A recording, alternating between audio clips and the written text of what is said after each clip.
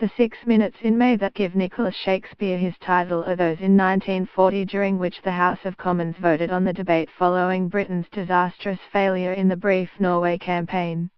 The Prime Minister, Neville Chamberlain, was not defeated in the division, but his usual majority was slashed as discontented Conservative MPs abstained or voted against him.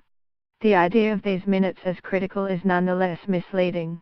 As Shakespeare makes clear in this lively and well-informed rerun of how Winston Churchill became Prime Minister, there were many other hurdles to overcome before the change was complete, and other moments when a few minutes counted for more than the outcome of the debate.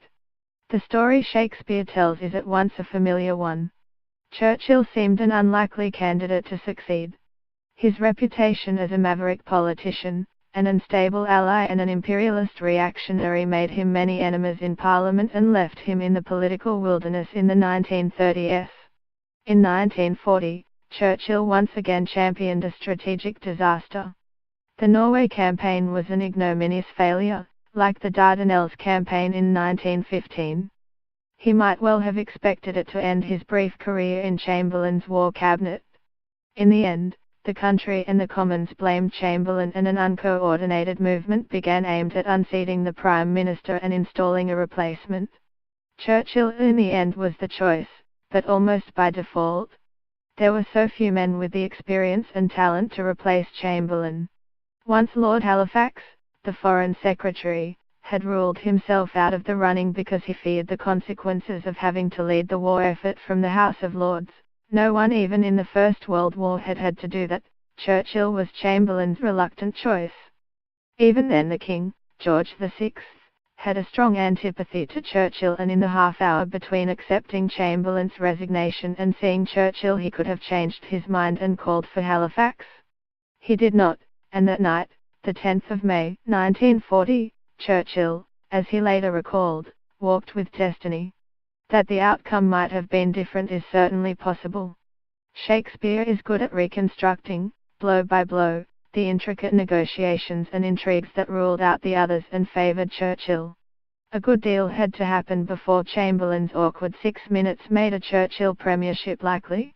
Not least the role of the Labour Party leadership in sabotaging Chamberlain's second thoughts as the Germans broke through into Holland and Belgium that perhaps he should stay after all. Even Labour was divided, and certainly no fan of Churchill, but in the end the party executive, meeting in Bournemouth for the annual conference, voted against supporting Chamberlain, sealing his fate. Labour also confirmed that they would serve in a national government under another leader, but did not name Churchill. What has Shakespeare brought to the established narrative? The answer lies in the microscopic detail that he has unearthed from diaries, and published memoirs and private papers, all of which help to make clearer the broader processes at work and to correct established errors. He gives decent walk-on parts to characters usually absent from the history of the succession. Barbara Metcalfe, whose relationship with Halifax, platonic or not, gave him an outlet to release his anxieties about the situation he faced. Clement Davies, the Liberal MP who organised the All-Party Action Group in 1939 to try to get a new wartime leadership, and the Conservative MP Paul Emery Evans, who ran the Watching Committee, an informal cabal.